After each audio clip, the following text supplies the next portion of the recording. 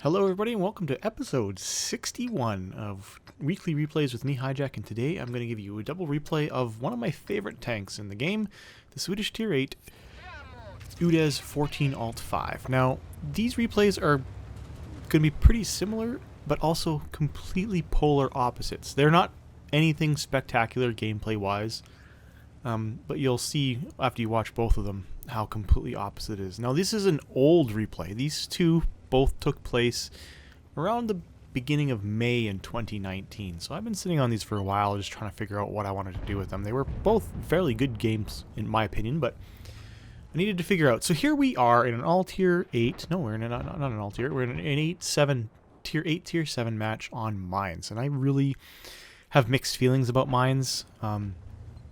It can be good, it can be bad. So you can see I've gone down over to the F2 area on this map and spotted that comet and put a shot into him twice, which is good. So yeah, so the Alt 5, the Udes 14 Alt 5 has a decent gun. I'm using the non-top gun right now in this match. I was obviously grinding my way up there.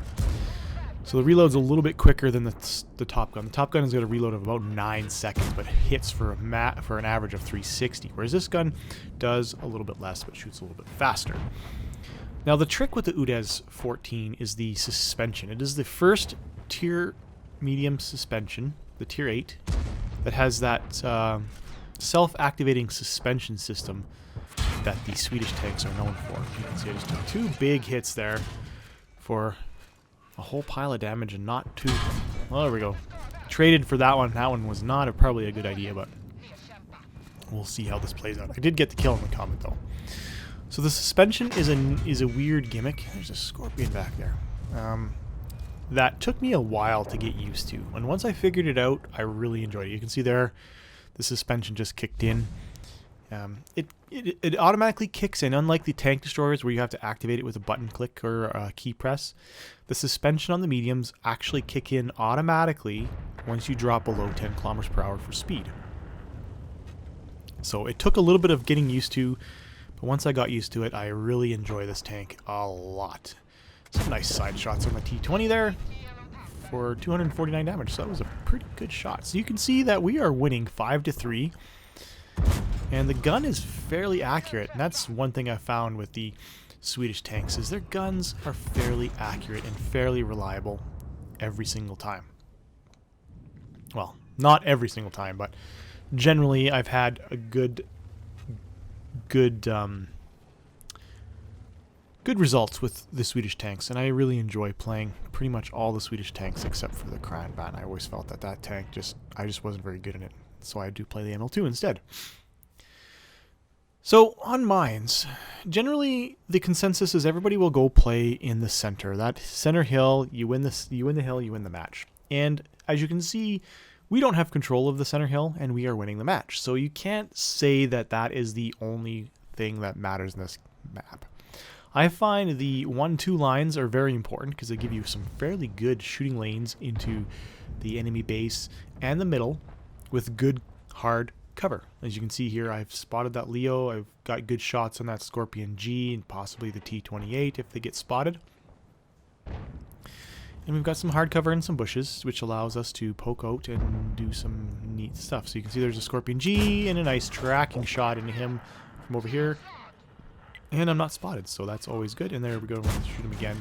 So why not, right? You can see the reload kicking in and the accuracy on this gun. Now, I do recommend the top gun in this tank. The reload at 9 seconds is a bit long, but knowing that it's a long reload, you can definitely make the gun work because it does have good pen and good alpha damage. So far we're sitting at 2,154 points of damage with no assist, and I haven't really bounced any shots, but I'm only at 95 hit points now. So you can see that I traded early, and I'm trying to survive this map and make my gun work. So I'm playing very cautious at this point due to the fact that I have no health left. I'm basically a one-shot for anybody who sneezes in my direction. Match is tied at 6-6, so we were winning. Now we're kind of struggling to maintain our lead. we have totally given up the 8-9 side of the map. And here's a Leo. He's going to push out, and I'm going to hit him for 261, and he gets taken out by the M4A1 Reveille. Did get spotted there, but I'm behind some hard cover, so as long as Artie doesn't try to splash me, I should be okay.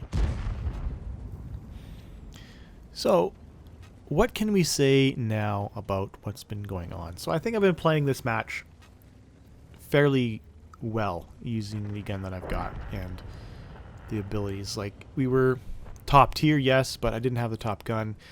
But I do think that trading my hit points early was definitely a hindrance for this match, and I've done well since I lost almost my health, but for the most part we are still involved in the match and my gun is still working, so we're not out of it yet. So I'm trying to get to a new shooting lane to shoot that Alt 5 as well as that T-28 tank destroyer. Hoping he just pops out through that little bush of trees there, right on that little cutout in the rocks. But we'll see. Like, this was a match, like I said, from 2019, so my gameplay, I feel, has improved tremendously back from since back then.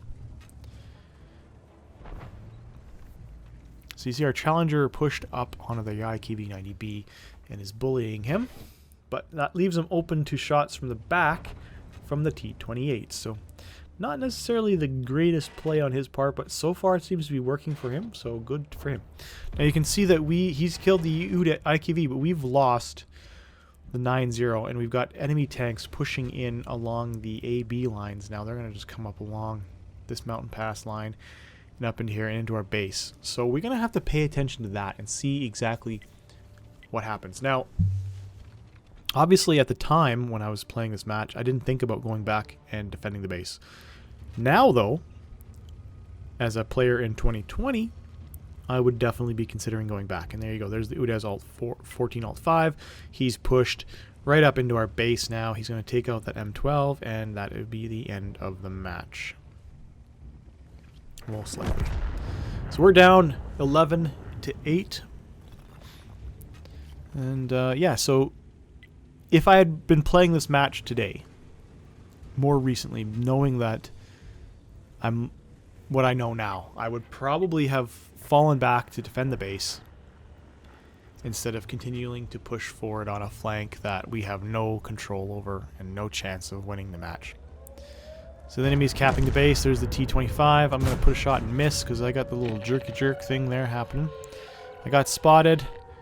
I fall back and I get killed. So yeah, I totally would have played that differently had I had played it more recently than 2019. So the end of the match was a loss. We did 2,400 damage with only 1 kill. So let's take a look at the end plate and see what goes on.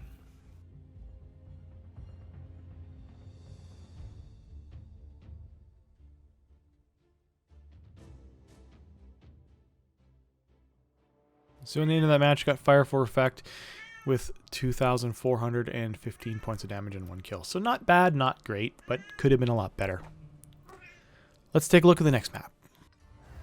Okay, here we go. Battle number 2 in the Udes 14 Alt 5, and again, we've still got the second gun, not the top gun. And like I said, this one's going to be a complete opposite of the last match. So here we are in a tier 10 9-8 matchup. So we're bottom tier on the map Studzianki. Now I like this map, but against tier 10s, this tank is going to really struggle. Now again, this was a replay from 2019 in May, so I've improved a lot better, a lot more as a player, so I know that I'm going to make a lot of mistakes that I will be able to pick up on and comment about. So like I said, this is going to be a complete opposite of the previous match. The last match was a loss, so that means this one's going to be a win, right? So there's a little bit of a spoiler, but what happens to what I do in this match? Let's find out and see. By total opposite, I mean by total opposite.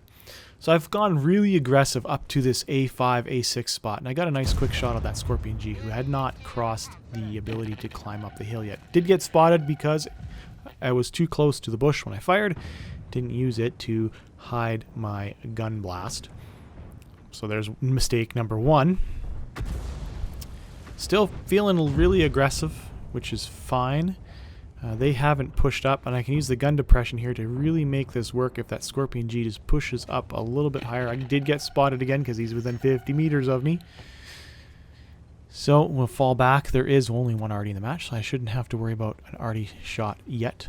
And then there's a nice T-34 sitting just over on the other side of things. I'm waiting for the suspension to kick in so I can get a nice downward shot, but I'm going to have to pull forward too far. I realize that, so that's a good thing, and I did get spotted again, so yeah.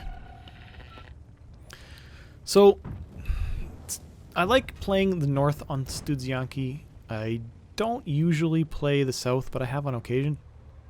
Their E50 just on the other side of the slope, but he has no chance of shooting me. But Artie is going to ping me because they're sitting over there. So there's a nice shot on the E50, but bounced.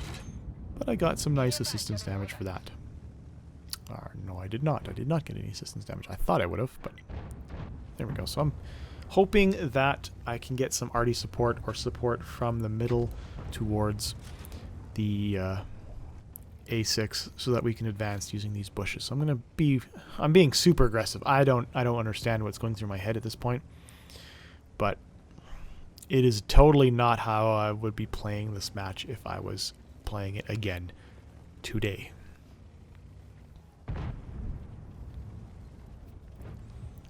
Alright, so they have a 430U in the center. That T-34 is still there. You can see I've used the suspension now to get a nice downward angle on those railroad tracks coming out of the factory, which will help me, provided there's anything to shoot at, and it doesn't look like there's much to shoot at. So, oh there we go. Their 50 TP has pushed into the center. That shot got me spotted. What a surprise, because we've got guys just 50 meters away, the Scorpion G and the E50. And the 121 was also spotted. So I got some 690 spotting assists from that T-34. And the 50 TP decided to smash me for 500 damage. So I've lost my suspension and engine. And I believe I'm waiting for my repair kit to cool down. So 4, 3, and I'm trying to fall back without getting shot. I do take one more shot, and I'm down to 32 hit points. So mistake was trying to be too aggressive, and yeah, so that cost me a whole pile of my health right there early in the match. Once again, we are up 4-0, so I'm going to fall back to the island here, which is also a good spot to shoot from, and hope that somebody gets into my shooting lane and I can do some more damage. I'm up to 1,172 damage so far this match. But we're hoping that we can stay alive long enough to make a difference in this match. You can see we're clumped up. The team's clumped up pretty good right here in the factory. And we've got some decent coverage down in the south. But a lot of tanks are sitting in the middle, not doing a whole lot, in my opinion. We're up 6-0, which is good. And you can see that because we've killed that E50, the Scorpion G is obviously fallen back because the 121's pushed down the A6 slope. So now I can go forward, and you can see the Scorpion G was spotted over in A0, and as well as an SU-130 over in C0. So the Scorpion G's dead. The SU-130 doesn't like his odds with 3 tanks bearing down on him from A6, so he's fallen back. So this is the position I want to be in, and I can use these bushes now to help conceal my position when I fire. And I've got good shooting lanes on pretty much everything around here now. So I like going to this position on this map because I got all these trees. Usually my tank is a little bit more skilled with better concealment, but you know, we'll take it as is. This was from 2019, so I haven't marked this tank yet. I haven't unlocked the top gun, so I definitely like the top gun, as I said before, on this tank. The longer reload sucks, but the alpha makes people really consider when you shoot them. Alright, so I'm hoping to get another shot on the SU-130. We're now up 7-2, so I can't say we've won this map, because it's now 7-3, but it's definitely going our way. So our even 90's pushed way up to an aggressive spotting position over on B0. And he's keeping that 430U lit. And we've got a Yag Pisa has moved in to bully the 430U. Now I'm just sitting here waiting for more stuff to appear for me to shoot. Normally, at this point in the match, I would probably consider moving down the A line, like the Pantera, and then approaching from the 0 line. But you can see I did get some good shots on that Foch. And there we go. Foch is taken out. I got one good shot on him. Which, you know, I need to move. Like, I don't understand why I'm sitting there not pushing right now. I should push forward, either to the island or to the 90 line, using the railroad tracks and the suspension to get some decent shots down the map towards the middle, because that's where all the enemy tanks are. So I don't know. This is mistake number 2 or 3. Sitting here, not being effective. I know I've only got 32 hit points, but I need to be more active in the match if I want to have a good score. So there we go. I finally decided to move in. Probably about 2 or 3 minutes too late in my opinion, but I'm going to use these trees, it looks like, on this little island. I think I'm worried about that SU-130, but there we go. Nice shot in for 190 damage into the DW Tiger. I wasn't the only one hitting him, but that's fine. He was double tapped at the same time. I think I was worried about that SU-130, but obviously he's not there because of the positioning on the Pantera and the even 90 on the map. He's no longer there. He's probably fallen back, way back to around here. And there he is right there. So I was right. He had fallen back. So I'm definitely better at reading the map than when I was playing this back in 2019, which is probably good. So the SU-130 gets killed by the Pantera. It's 11-5. 4 tanks remaining for the enemy team. We've won this one. It's in the bag. Now I just need to see if I can get some more damage for a better score. So I'm already at 1,172 assistance damage, so we're going to just zip in here. Now the Udes I find is very quick. It's pretty maneuverable tank. Moves quite nicely. And we're going to keep pushing down. Don't knock trees. Okay, or knock down trees. But this tank, oh, there we go. We spot the Exilla. He spots me, and I'm dead. So just like that. So there was a STRV 103B camping on the 0 line. And you can see that I'm now racking up the spotting assist for spotting those 2 tanks. And here we go. And is that going to be all of it? It's 13-6. Match is over. Yep, and that's it. So we're going to end and see how the end plates ended up. So at the end of that all, I was a Mastery Badge 3rd class with 3,082 assistance damage and only 910. So completely polar opposite of the previous match. This one was also a victory, and I did way more assistance damage than I did base damage on the last match. The Udes Alt 14, so the Udes 14 is definitely one I've kept in my garage. I love it a lot. And it's definitely a tank that works well in frontline as well, as you've seen in some of my other videos. I do hope you guys enjoyed watching this episode of the Weekly Replay with me, Hijack. Please subscribe. Don't forget to hit the bell icon so you get notified each and every Sunday when I upload a new video. I also stream on Twitch, World of Tanks, Tuesdays and Thursdays from 8 p.m. Mountain Time till 11 p.m. I hope to see you guys then. Links down below. Have a good day.